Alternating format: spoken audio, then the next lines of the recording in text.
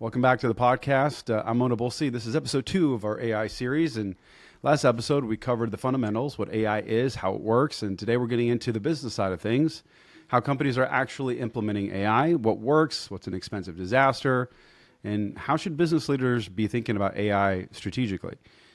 Eric Post is back, founder and CEO of Huzi.ai. This is literally what Eric does every single day, so he's the best person to be able to answer these questions. He helps companies figure out how to implement AI in ways that actually drive value. So we're going to get into the trenches on this one. And if you run a business, lead a team, or you're just curious about how AI is changing the corporate world, this is your episode. Buckle up. Eric, let's talk business. How you doing, buddy? Buckle up. When we tell people to buckle up, we better deliver, man. You know what I'm saying? So if Oh, they're gonna you're buckle going to up, we deliver. better. Okay, let's deliver that. I love it. I already know this is right up your alley, and things are just going to just explode. So let's kind of just dive right into it. You know, the first thing is making a case for AI in business. A lot of times, every company's talking about AI. Is this a justified expense, investment? Is it FOMO? Like, what actually changed that makes AI a business imperative versus a nice to have? You know, when you think about how do you make business case for AI as an investment, it tends to kind of boggle the mind a little bit. Like, what's the ROI conversation? How do you even measure this particular ROI? It's not like a traditional, hey, I'm going to spend $1 in hopes that I'm going to get 3 back when we're running advertising. Like, this is a new thing. You know, this is a new territory. So, what's your take on that? Like, do you feel that it is justified, or people are just kind of in FOMO right now? Yeah. Oh man. Okay. So there's inside that question a practical question, a philosophical question, opinionated based question. So let's start philosophical first. Really, when I talk about AI as part of being part of a business plan and part of your business strategy, substitute the word AI for leverage whenever you hear me say that for a second, right? Because I'm promoting leverage, and leverage is systems, technology, people, money, right? And so in business, part of the challenge of business is increasing the operational intelligence, right? And increasing the cognitive labor that you can harness inside of your organization. How smart are your people? How experienced are your people, right? And so with AI, you just simply have not another piece of software. It's not another faster horse. I keep saying this. I'm going to say it until people like really understand me. This is harnessing cognitive labor in a new way, and then focusing it on at specific things, not because you can, but because you should. And that's a really fine line here. Also, to get into definitions a little bit, there's a lot of people talking about, well, we're going to increase our efficiency through AI automation, right? And so there's all these AI, like people building the N8N, automations, and now ChatGPT agents and whatnot. And really, automations have been around for a long time, but now it's just kind of like surfaced back up, like, oh, we can automate stuff because we have AI. No, you could automate stuff even before AI, right? You can have workflows and triggered workflows, even in your software, and use Zap and whatnot without any AI at all. So whenever I talk to businesses, we pause on the whole AI conversation and start looking at the systems of the business. Because when a business has systems, that means they have specific parts that can be duplicated, whether that's in a system or technology or with AI. So we really started talking about, like, how do we improve systems through augmentation first? Then we start talking about automation things. So, I first of all, I love the fact that you said let's replace the word AI with leverage, because that's the name of the game. Whether it's dollars and cents or some new technology, that's generally what we're looking at in terms of specifics.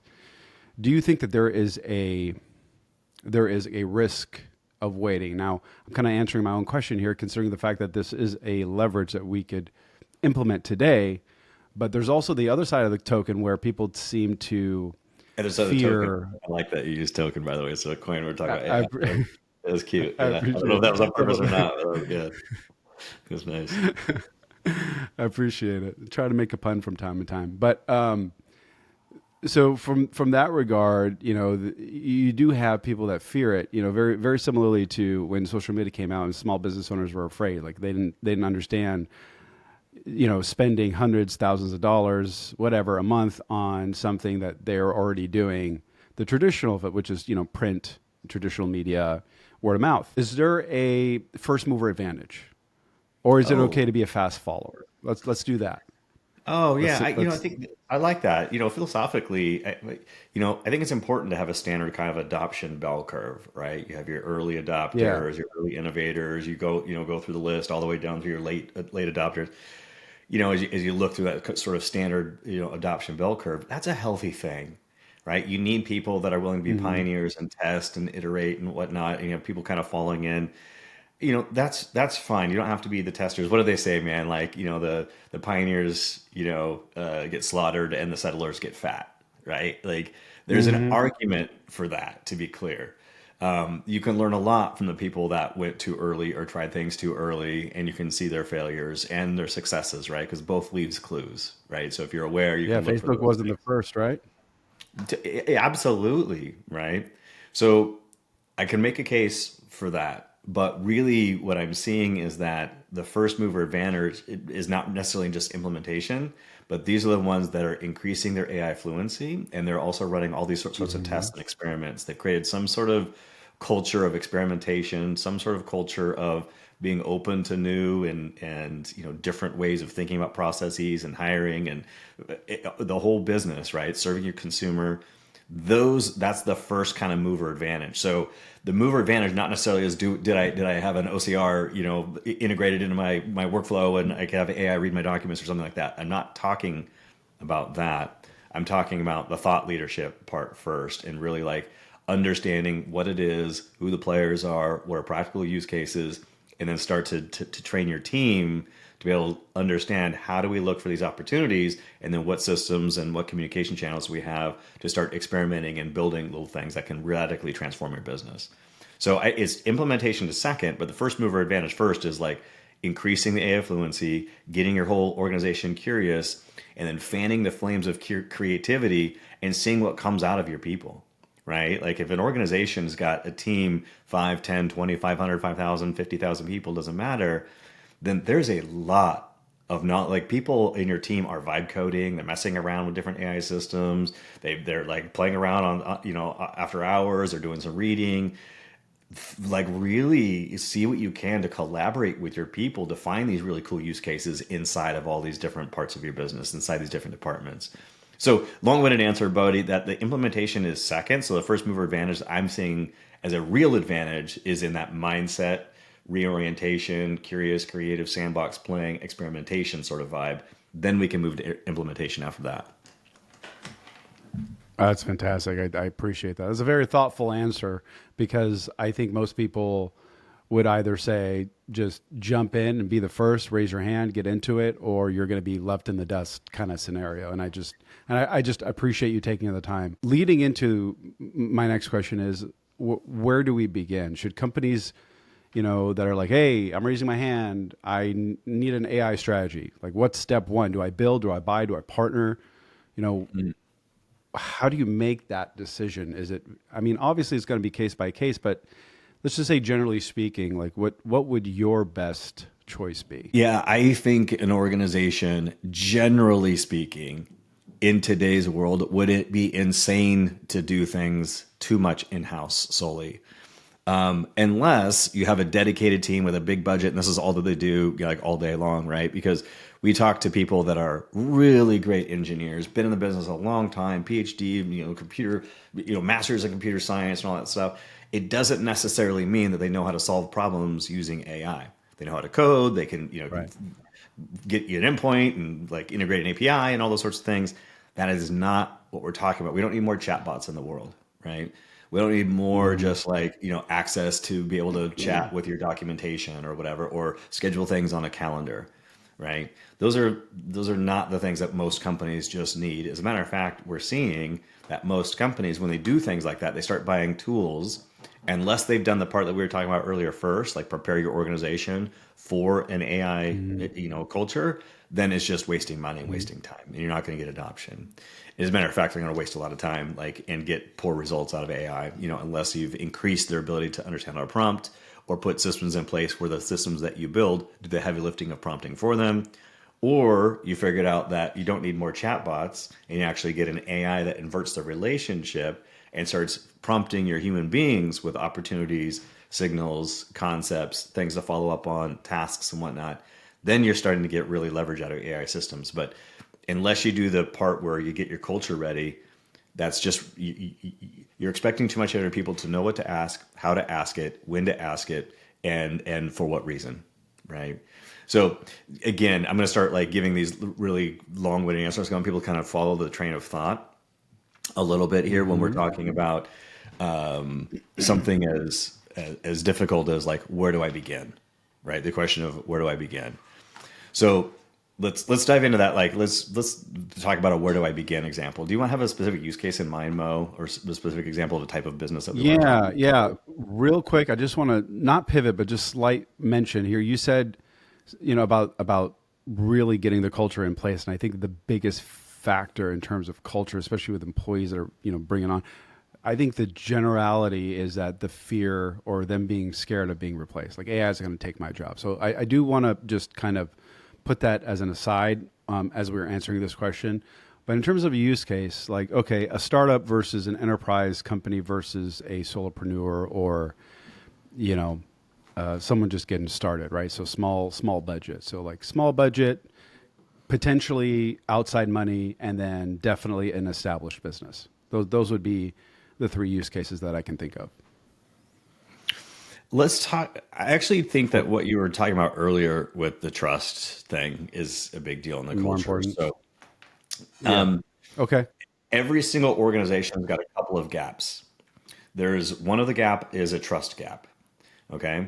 The trust gap is between the employees and AI. Is it going to be giving me accurate information? Is it hallucinating? Is it lying to me? Is it going to take my job? You have a trust gap between the consumers and the AI. You have a trust gap between organizations that are putting AI between them and their clients when the client's like, dude, I just want to talk to a people, right? I want to talk to a person. So there's a trust gap that people have to figure out how to close first. Then the second gap is in the knowledge gap. And this is what are the tools? How do I use them? How do I talk to them? How do I set metrics that are measurable? What do I pin my ROI on? Like all of those things, you have this big knowledge, gap. And it's in that prompting sort of like relationship as well, like not knowing how to get the most out of your AI systems. And then also the last gap is like kind of like feeling like they're on an island, like not having access Yeah. to resources to where you can actually, get your hand held and get something off the ground because we've seen the MIT study where they say that 95% of AI driven pilots are failing. That's a small sample size. They didn't actually interview all the stakeholders involved. It's a little bit misleading, but that's a shade of the truth for sure. And the number one reason why these were failing is because they didn't have the leadership that were in line with the process, the platform, the vision, and the leadership didn't understand the process first, and so it failed, right? So this whole part about like, are you ready as an organization starts with the top. Does the leader have a clear understanding of how to solve problems with AI, or are they just telling their team, hey, here's a budget, go figure it out? And I think that that's a huge problem. If the leader of the organization does not understand themselves, it's going to be really hard to get adoption throughout the whole organization. Yeah, and I don't have my ear to the ground, perhaps to the same level that you do. I would say the most common would be that it's more of a here's the money to do what you need to do, go for it, right? And it's usually like the chief technology officer because there really isn't a chief AI officer, or maybe there is, but Oh at this yeah, point in I'm working time, with a couple now. in, Yeah. in terms of like an enterprise company. Yeah, yeah, yeah. which is awesome. I love to see that. But it's usually, somebody from C-suite or maybe on the VP level, like really making sure like, hey, we really need to be able to implement AI. It's this thing, blah, blah, blah. And so it turns out to be more of like, okay, well, you got this much to play with. Go ahead and implement, do what you got to do. And more often than not, they don't really understand the complexity of how it's going to affect the company culture and how it's going to change the entire dynamic. Okay, let's talk about the framework. I call it the three A's, and the reason why we developed this framework is to start closing those gaps that we were talking about, right? And the last one, by the way, is a strategy gap. So you have a trust gap, a knowledge gap, and a strategy gap. So these aren't just things that we've identified, by the way. These are the things that come out of like the Anthropic, state of work in AI report that came out. A couple studies out of MIT, Hmm. one out of Harvard, McKinsey. Like there's data now that we can start like making decisions based on. Over the last couple of years, man, it was tough because there's just a lot of intuition. Like my intuition is saying this, so we're going to make this way. But now we can bake our intuition and support it with some data. So these things are really important if you want to close those gaps, and we call them the 3 A's. And so the first one is alignment. So the alignment is you got to align your strategy, your people, and your processes in a way that you can make a repeatable and duplicatable process using an AI system of some sort, an AI-powered workflow. Whether it's not, by the way, I want people to hear me too. It's not always automation. In fact, at Huzi, we talk more about augmentation than we do automation, right? So if you can augment all of your processes and augment your people and give them a Iron Man suit, right, that we've always talked about. If you give them the Iron Man suit, they're going to get a higher output. They're going to be way more superhero in their job than if you were just to automate them away out of their business. So our goal here is how do you like 2x, 3x, 5x, 10x your people before you start just automating everything, okay? So alignment is the first A. The second one is anchoring. How do you anchor and where do you anchor those people, processes, and systems in what kind of AI workflow? How do they access it? Who has access to it? Who trains it? Who decides? Who gives roles? What is the outputs that you're measuring? But you got to figure out how do you anchor those best practices and those processes into these repeatable systems, safety, security protocols, the whole thing. And then lastly, then you decide, well, how do we now, once we have these processes clearly defined and aligned, and we have to figure out where they're going to live and how they're going to live. Now you work on the amplification process. The last day is Amplify. So now what you're going to do is in each one of these systems, you're going to make sure that the best practices of your organization is baked into each one of these systems. Okay. Now here's the nuance in the last part. Most people are bringing AI to their people. They're bringing an AI system, an AI augmentation, an AI automation system to their team without taking the first step, and that's in making sure that that AI is trained on the best practices, the number one salesperson, the number one operations, understands your SOPs. It cannot be another sort of chat bot that gives your people access to information, right? It has to be like steeped in the best practices. So amplifying best practices is the last thing. And so we want to make sure that every single system and every output, what you're doing with an AI system, you're realizing you're prompting your people to do something. When they read something from the AI system or it's great communication for your clients, these are human prompts, right? If we really be honest about it. So you want to make sure that those are the best practices and they're not just generic outputs from ChatGPT. So align, anchor, and amplify would be the process to go through. Thank you so much for diving deep into that. One of the most, I think, outrageous in terms of like what they're actually doing is healthcare. I found that where AI is doing specifically within healthcare is pretty crazy. And then obviously finance, banking, manufacturing, whatever.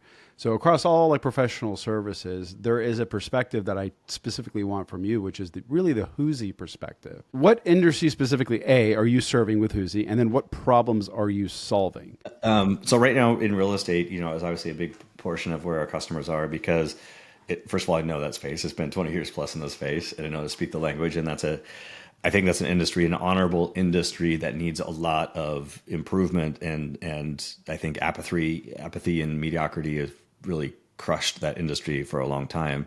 But there's some amazing professionals, mortgage professionals, title professionals, real estate professionals that are super honest, hardworking, dedicated to their craft, and they love helping people buy and sell homes. They love the idea of really supporting people during those life-changing moments, right? As did I, as I was working in that space. I think it's a great. That said, not everybody in that space is that way, right? And so one of the things I'm really most excited about is that we're partnering with the best teams, brokerages, mortgage companies, and whatnot that are dedicated to providing a transparent, consistent, and excellent experience to the consumer. And we're transforming their business from the inside out by helping them just simply be more efficient, more educated, being able to like 4x the outputs of their teams, not contributing to the noise, but literally making each person on their team superhuman, right? So when they show up to the listing appointment, appointment, or Oh they show yeah. up to the buyer consult meeting, they are armed to the teeth, and they are never going to lose a buyer consult meeting. They're never going to lose a listing presentation, right? They're going to dominate their markets in this way. So any knowledge-based service industry, those top people that are raising their hand, and be like, I want to serve my customer like they've never been served before. Those are the people that we're partnering with, Mo, in every industry. We got some marketing companies now, real estate companies now. We're looking at coaches in different spaces, because coaches are the ones that are like trying to like level up an industry. So we're focusing on coaches because those are the people that are aggregating the professionals in that industry, like raising their hand saying, I want to invest in myself, invest in my business. So we're working with coaches to work through coaches to their people. And that's been a great community that we've been serving to, is the coaching community. That's phenomenal. Yeah, I don't have the experience and expertise you do, but I do know, I have a lot of people, a lot of friends in this space of real estate and lending, and I know that when they were starting out, being able to have something like a Huzi would have been the absolute leverage arm to exponentially grow their success within a shorter time frame, just because you have a lot more at your disposal that you could deploy. And that could be said for any business, but like you're starting out, you don't know how to necessarily read contracts, and then you have to deal with title, and there's a lot of legal stuff, and then you have to focus on how to market yourself, and then how to talk to people, and better your sales and your negotiation. There's just so much going on, and a product like Huzi or a Huzi would have been quite the competitive landscape. Excuse me, the competitive. I can't even think. My words are just leaving my brain. But anyways, it would have given them a competitive edge. That's what I was trying to say. This morning. You need more ginkgo biloba, buddy. What's Where's your that? ginkgo? You need more ginkgo biloba Dude, this morning. I know. I do. I ran out of my alpha GPC, so it's just the lion's mane this morning. Oof. Come on, lion's mane. Let's go. Well, let me hit you with this Yeah. this idea of some of our coaches are telling their clients that their very first hire or their very next hire should be Huzi, meaning not a company, but a subscription to an AI platform like ours, because they're looking at like what we call crunch to can. Is how do you start to have a playground? Like, so our system is so flexible, it's so easy to use, it's just drag and drop. They don't need coding, it's very approachable. So getting familiar with, oh, I don't want to start with prompt, I want to start with context. Oh, I don't want to have conversations, I want to create repeatable processes. Right? When they really start getting into those systems, they start getting out of a single chatbot interface like on ChatGPT and get into something like our Canvas that does give it them a system where they can create repeatable processes, shareable processes with customers or internally, right? And start understanding, oh, I actually can get a superior output out of AI if I worry about context before prompt, right? These are all things our system just allows our customers to do naturally. And so it's our coaches. I don't have to use this tagline. Our coaches are telling people your first hire or your next hire needs to be the Huzi AI, right? And that's because they understand, like, okay, leverage. How do we not delegate and automate your way out of the business, but how do we leverage you to the point where you are freaking unbeatable? And so, yeah, we need to be most real estate agents' next hire is an AI system like ours first in their business. My next question is going to sound. I know it's going to be biased, and for the people listening, I understand, but I will preface it by saying that you are an honest and fair person. So I'm going to ask you this question. Do you believe that AI can be a sustainable competitive advantage, or does everyone end up with the same access to the same tools? Yeah, the thing I want people really clearly hear me say is that AI is not going to make your business easier. It's not going to make your life easier. It's making the industry raise the bar in every knowledge-based service industry. So because everybody has access to a ChatGPT or can, affordably afford something like Huzi or something like that, it is not access to the tool that gives you the advantage. It is your mindset, your strategy, being able to close the three gaps: your trust, knowledge, and strategy gap. Those that figure out the best way to have a system that's reliable, to have a strategy that's overarching, knowing it's just not buying more tools, but have an overarching AI strategy and a doctrine and a mission for it and the whole thing, like really getting honest about it. And then lastly, the knowledge, increasing your AI fluency. Doing those three things are necessary. It's not getting an enterprise account on ChatGPT or Perplexity or even Huzi. It's not that at all. You have to close those three gaps faster than your competitor. And when you close, then you have an advantage. And it's just not a light advantage. It is a massive competitive advantage because there is no more competitive advantage besides your mindset now. besides your strategy, besides your focus, your ability to execute. Those are your competitive advantages now. It's not your website anymore. It's not even really your intellectual property, right? Like we have to really be honest, like what is your real advantage in today's system? It's your ability to be resourceful, to be creative, to close those three gaps, and to be able to have a OODA loop that you're closing faster in these processes and these decision making than your competitor. And if you could iterate faster and improve your business, like over time, 2 millimeters a day, you're going to crush them in the long term.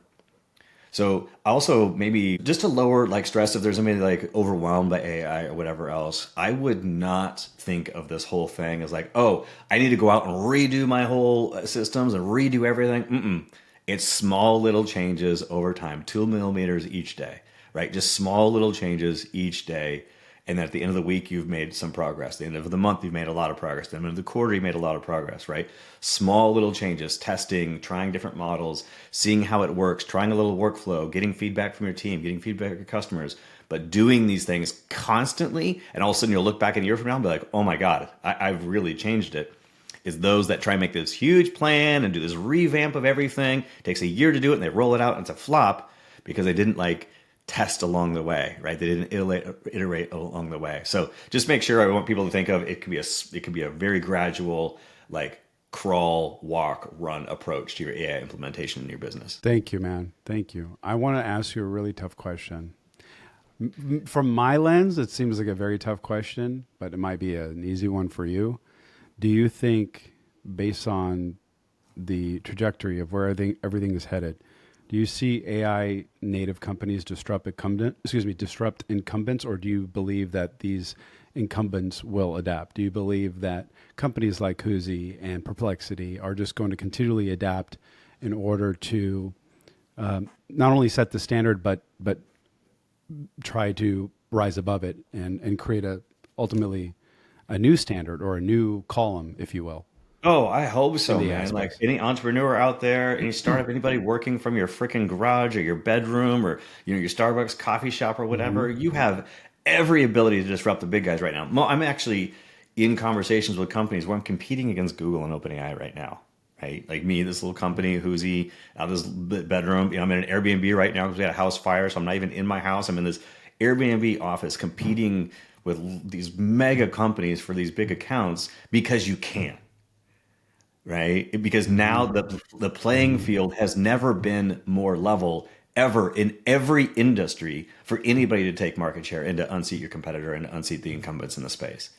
I've never seen in the history, and I've studied history. I love business. I love psychology. I love studying the cycles and seasons and things. I've never seen Hmm. something like this at this moment where the playing field has been more level. Can we use an example of real estate just to flesh out this Please, idea for a please. minute? Yeah. So, as an Yep. example, right, the behemoth in the real estate space is Zillow, right? It's because they got upstream of the industry in the consumer relationship because the internet was a place of things. It was a place of listings. Yeah. It was a place of rates. Okay. So the people went to look for listings, they went online, and Zillow got upstream of that. That stream is gone now. The internet is now a place of conversations, not a place of things, right?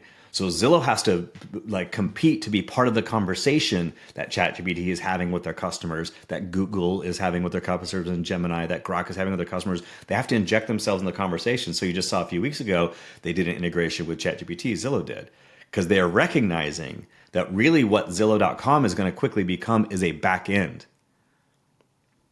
Okay, it's not a front end anymore. People aren't going to go to Zillow.com and look. They're going to go to their AI and talk about like buying a house in a certain area. Yeah. And the AI will Yep. go to Zillow.com and Yeah. use it as a resource Do the research. to bring up referrals of agents and lenders and properties to listings and whatnot. But it needs to be, it's a back end, as same with CRMs and whatever. It's a back end now, and your AI is your interface. So the conversations are happening, and that's the transition. So a single individual or a brokerage or a thoughtful, mortgage company right now can get upstream of Zillow again because it's a new stream.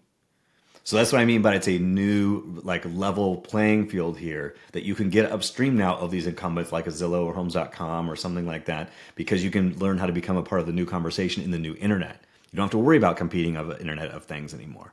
And this is a really exciting time for people to understand that. No, I think that's hugely important, especially considering that these these vendors, these, OpenAI, Anthropic, Google, Grok, they represent fundamentally different philosophies, not just for enterprise AI adoption, but in terms of like strategic priorities, beyond just model performance and whatnot. And so, do you think that we should be thinking about in terms of like how should enterprises think about vendor relationships? Should it be more the specific use case, or does it line up with my philosophical, moral agenda, what have you? Is vendor lock a real concern for the foreseeable future? Yeah. How can we future proof your AI strategy when the technology is changing so fast? Oh And man. as soon as we learn something and adapt to something, it's just gone with the wind, or there's something new and we have to learn something else, which is the whole, the epitome of what technology is, I guess, by definition, right? It's the acceleration of new information multiplied times whatever. So So we have I guess, Meta, Grok, Google, Anthropic, and OpenAI. Let's say that these are the big players for the frontier models. yeah. Okay. Yep. If Yep. I was the head Yep. of a large company, you're going to be forced with a decision. Okay, do I partner with an OpenAI and an enterprise? Do we get Claude, right? Like, do we just lean all the way into the Google workspace and have Gemini all up in our products and all those sorts of things? You're going to be forced to make these decisions. What Yeah. is going to happen when you do that? You're going to have an experience like when the whole world shifted from GPT-4 to GPT-5, where you had access to a 4, everyone was happy with that kind of level of like communication and the way it was writing, and they're getting familiar with it. They launched GPT-5 on us. People didn't have the same sort of reaction. As a matter of fact, when you look at OpenAI's market share, it's going down as just Hmm. straight down, right? I'm talking about the API usage of their business, on consumer facing, like, hey, I have a boyfriend Yep. problem and stuff. We're talking about business for a minute, right? Their market share is going down. It went from about 50% and it's like 27% now. Okay. At the same time, Anthropic went from like 7% all the way up, and it's the highest now currently. It's the highest API usage is Claude now, right? Google is just in a straight line up as well. Okay. Like Meta is now at going down. Took a pivot, it's going down now. My point with this, if you lock yourself into one of those technologies, you're at the mercy of what that company decides to do or not do with their models. Do they decide to place an emphasis on video generation, but you don't want emphasis on video generation, you want text generation, right? So you're going to be forced to make that decision. The reason why we have an advantage sometimes is because we're an aggregate of those technologies in one platform. So your people, you and your systems, you have the ability, like, hey, if for this specific task, the Gemini, 2.5 Pro is a better model, great, it's all in there. You just simply select from that option. So being able to pick the best AI model that picks the best, outcome, that picks for the best task, I think is hugely as an advantage. It's wildly flexible. So I think that's why our platform has an advantage in cases like this, because yes, data privacy and security is top. So we have to have our enterprise grade level services and security and processes. But once you have that in place, then why wouldn't you want a flexible sort of interface? We have the best generation for text, images, and video, right? Why wouldn't you want a consolidated, curated platform instead of just a one-to-one? We're at the mercy of like how those models change.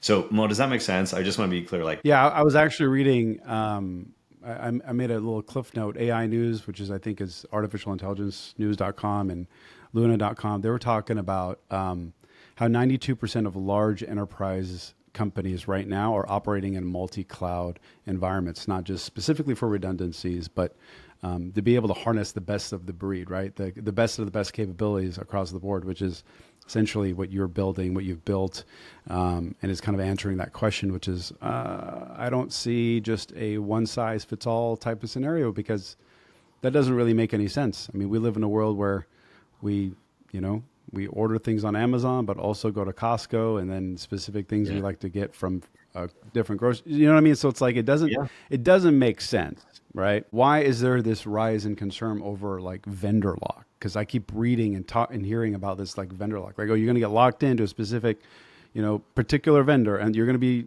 if, like you were saying earlier, like you're going to be in the Google ecosystem. That's it. I personally can't do that. I know there are people that do get locked in those kinds of situations.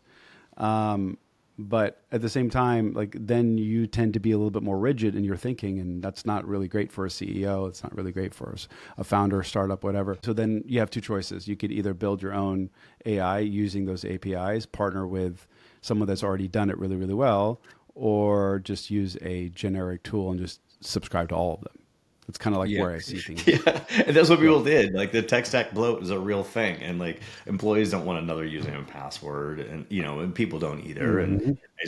my cost of my subscriptions just shot through the roof for the last few years because I'm trying everything and testing everything. And that's not sustainable. And that's a distraction, right? But now we can kind of clearly see who the front runners are. We can clearly start to see what are the best use cases that are practical, that are realistic, that take into consideration the limitations of both the technology and your organization, right? Because let's say that the AI could do everything that as advertised without any hallucinations and no issues and all those sorts of things that ran perfectly all day, every day. You still would have the work of like Hmm. getting your people to use it, to train it, and whatnot. So it still is a constant area of emphasis in the business.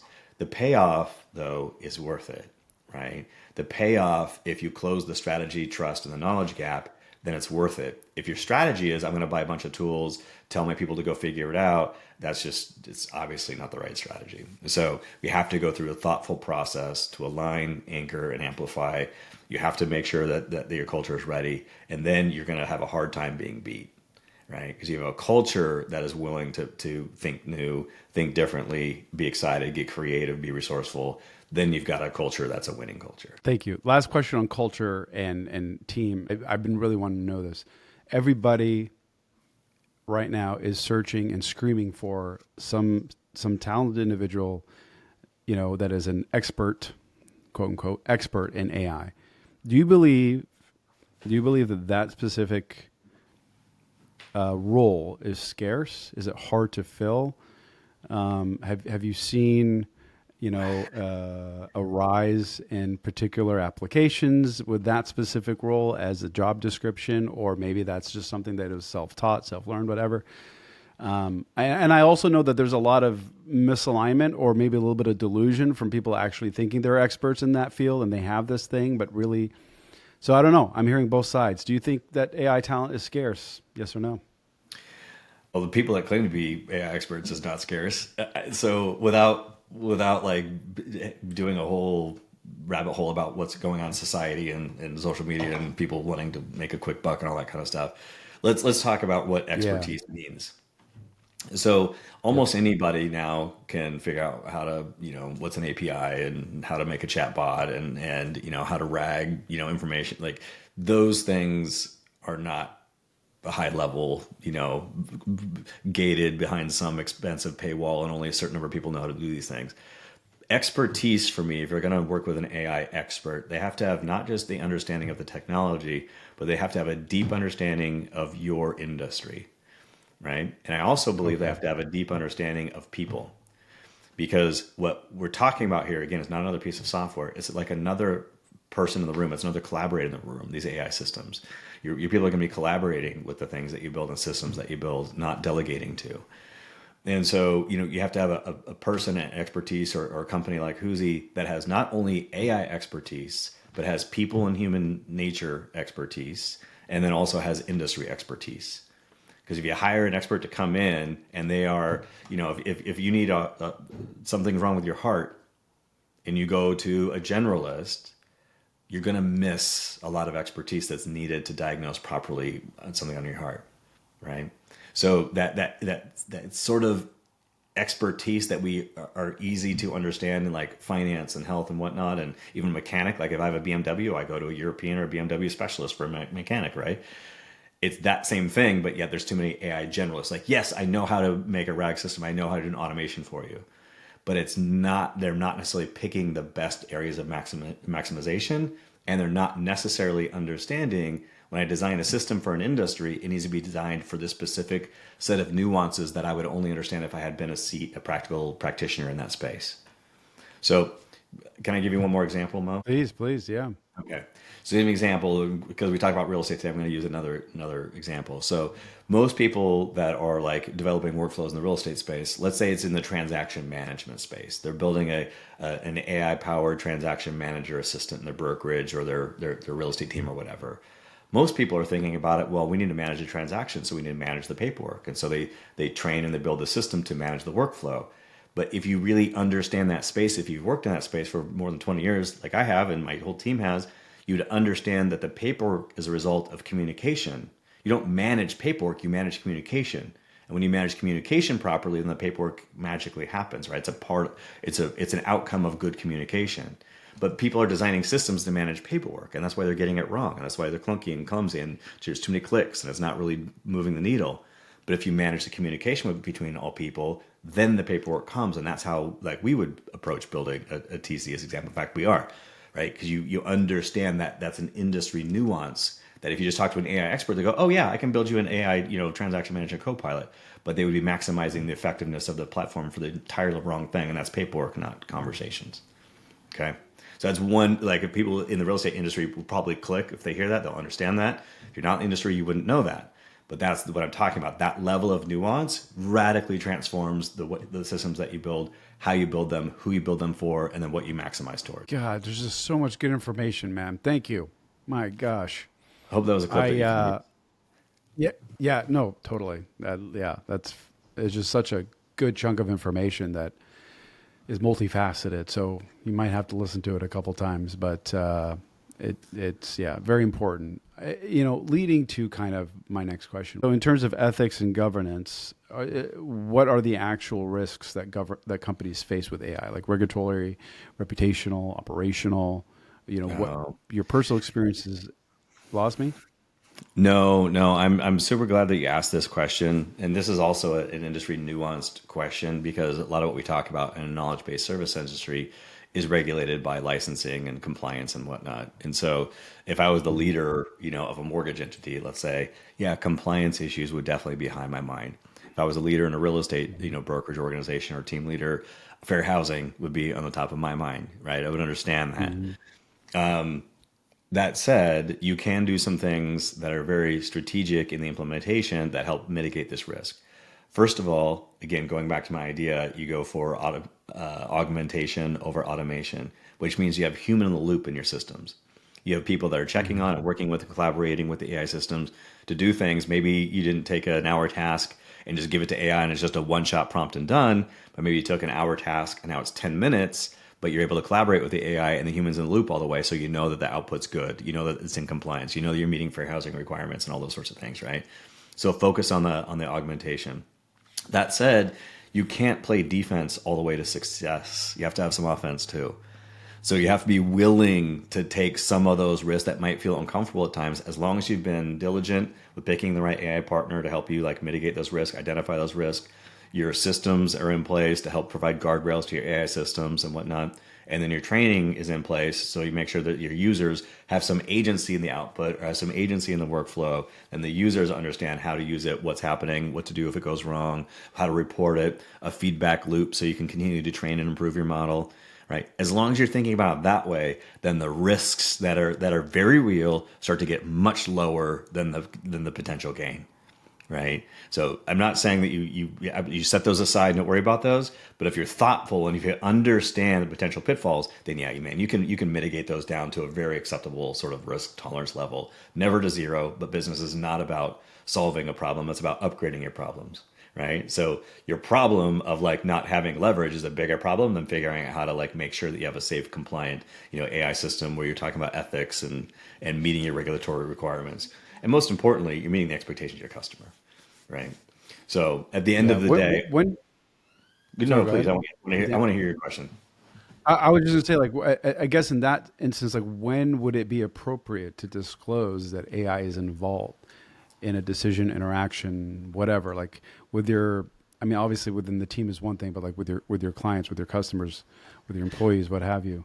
When would that be I appropriate? think that's a cultural decision I want to place on somebody. My default is transparent and disclose and dissolve, and it's always like, hey, I'm an AI assistant for Eric, or hi, I'm the AI scheduler for Mo. It's not like, hi, this is Mo, and when do you want to meet? People are trying to like Right. replicate themselves and fake like they're everywhere all the time and they duplicate their voice and all those sorts of things. To me, that's like it's the opposite of what we were talking about earlier with trust. Like there's a gap with trust. If that's a real thing, That. then in putting Mhm. in things like that aren't completely transparent only exacerbate the issue, don't mitigate the issue. So that's my personal opinion. I know lots of companies, have a different opinion than that. Like, no, we don't need to tell anybody, and they think it's them, so we might as well think it's a real person. I don't know. I don't think that does you any favors. I don't think you get any credit for faking being a person. So to me, the risk of a malfunction there, and they think it's actually Mo or actually Eric, is too high.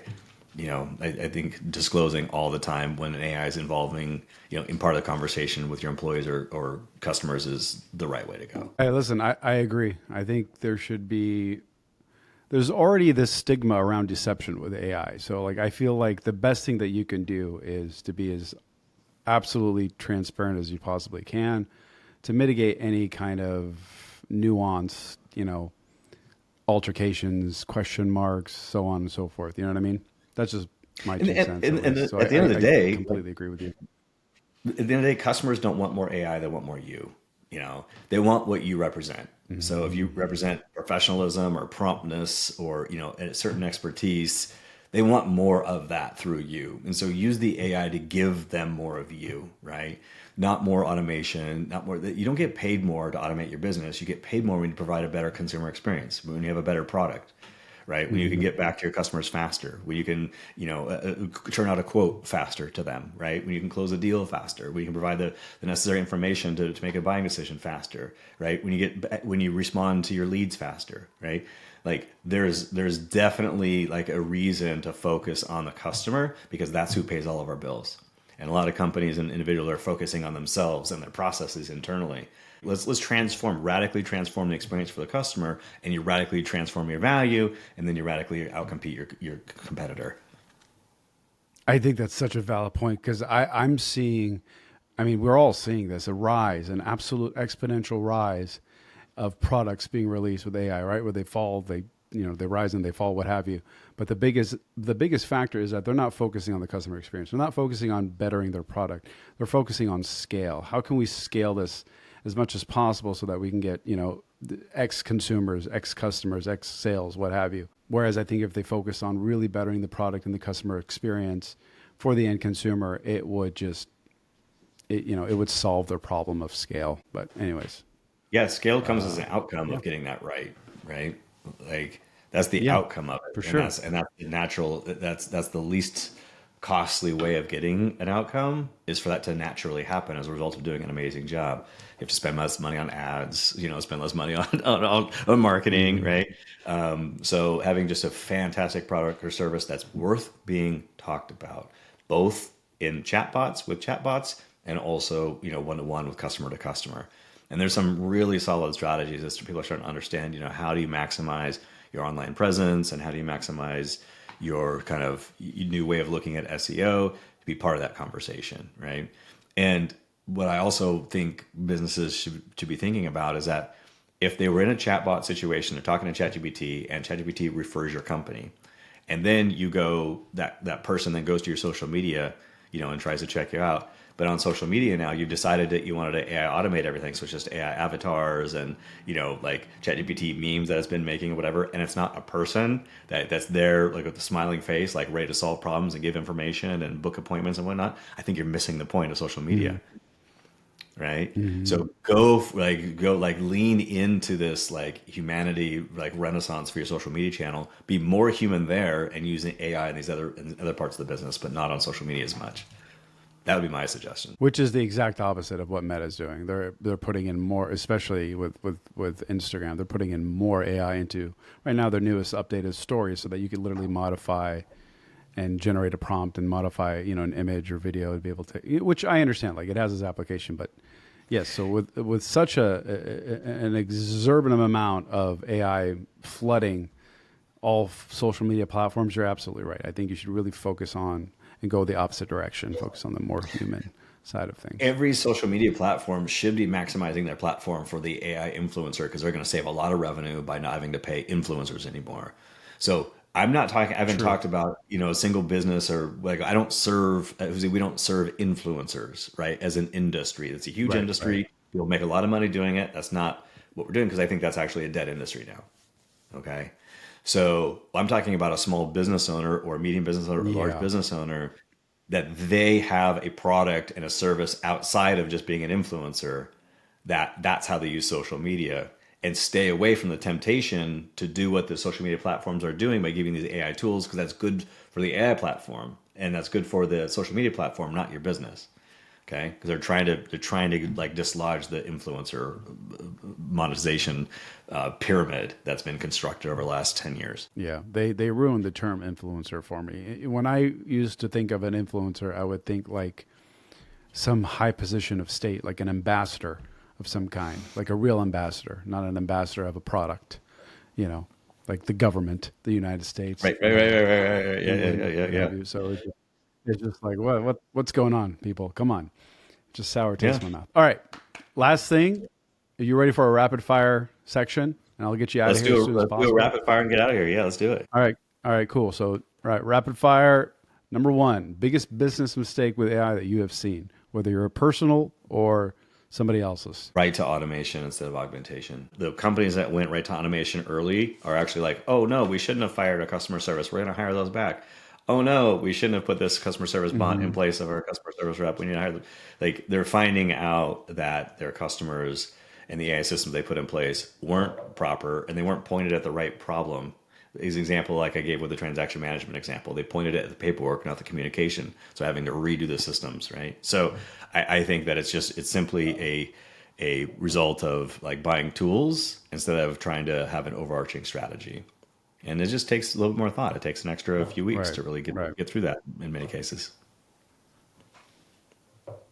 Okay, that wasn't rapid fire. I'll go fast. Industry that's furthest. No, no, it's fine. It's fine. I could be the rapid fire start. I won't talk too Okay. much.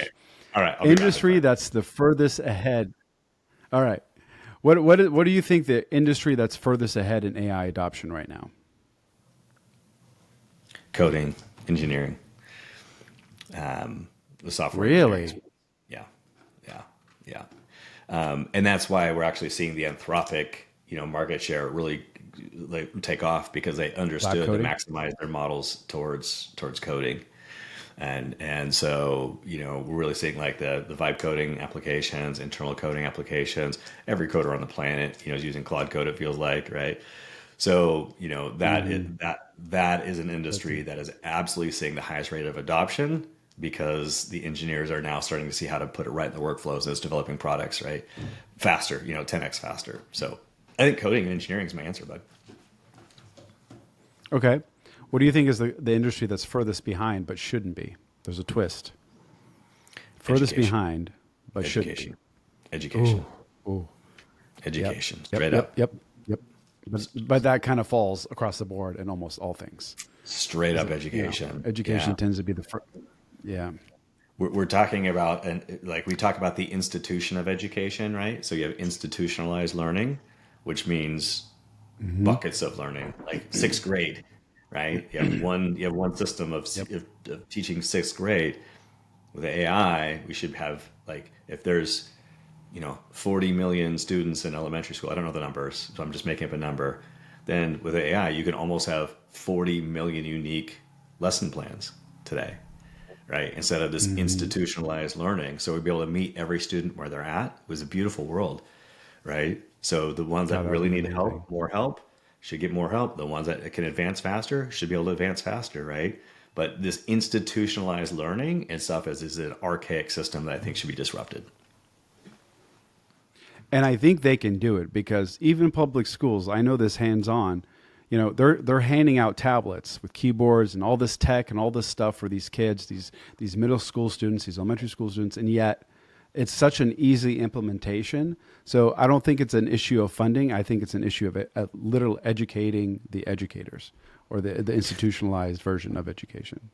Yeah, this is in theory. There are schools now that are seeing a dramatic improvement of test scores and advancement of students now when they have fully AI powered schools, and Hmm. fully AI instructors with like, one assistant, but each student has their own AI instructor, right? They're seeing their test scores and everything just shoot through the roof. Okay. So again, I'm not saying there's all bad teachers. There's nothing like that. Like, please don't twist my words here if anybody's listening to this. But as an institution, to institutionalize education going forward is a ridiculous premise, and we should have hyper personalized adaptation, adaptive learning environment for every single student. That's what the kids deserve. 1000%. Thank you so much. Yeah, that's my favorite answer thus far because I agree wholeheartedly. All right, next question: build versus buy. I just want a default recommendation. Gun to your head. Build versus buy. Right now would be buy, because at how fast things are going, like the idea that you could do Yep. that internally for most companies, it's going to be buy Yep. right now. Yeah. Cool. It just for most companies. Yep. This is a unique one. Should every company have a chief AI officer? Every company should at least have a committee for it. Yeah. Everybody should have Okay. somebody designated as a head of the committee, no matter what the size of the industry is. At least, in their off hours, if you're small organization, you have the budget, somebody like appointed to it. If it's not you as the leader, it's somebody in your team that's dedicated to understanding it, or you somehow squeak out a little bit of a budget to pay somebody else to help you with it. But yes, Mo, 100%, without a doubt, yes. Will AI replace middle management? I hope so, actually. Yeah. Yeah. That's a hope so, right? Like the reason why middle management exists is to help keep things moving inside, like behind the scenes, like, coordinate between things and, the executive motions, and you got the people in the street motions, right? It's a necessary function Mm-hmm. today. So I'm not picking on middle Mm-hmm. managers. However, middle managers generally, add to the bloat of an organization, right? Like the bureaucracy of an organization.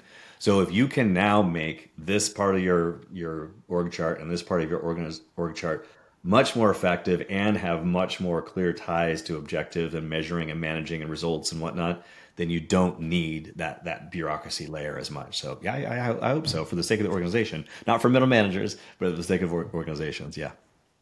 All right, two more questions. What's the question CEOs should be asking but are not? I'm going to say it's a flavor of the question that they're asking themselves is how can we use AI? And then they fill in the blank, like to drive more shareholder, revenue, or to, increase our client adoption, or to lower our cost of acquisition, right? They're filling out Mm-hmm. one of those things in. I think it should be kind of like the Jeff Bezos approach, which is what problems do we have today that are also going to be around in 10 years from now? And those are the things you're going to want to solve first with AI.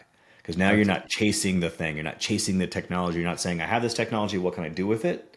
You're looking at your business through a thoughtful, long-term lens, and you're going to solve a problem that's going to be a problem for a long time. That's the thing to focus your resources on, right? So it's a shade of the question they're already asking themselves, but just nuance and direct it a little bit differently.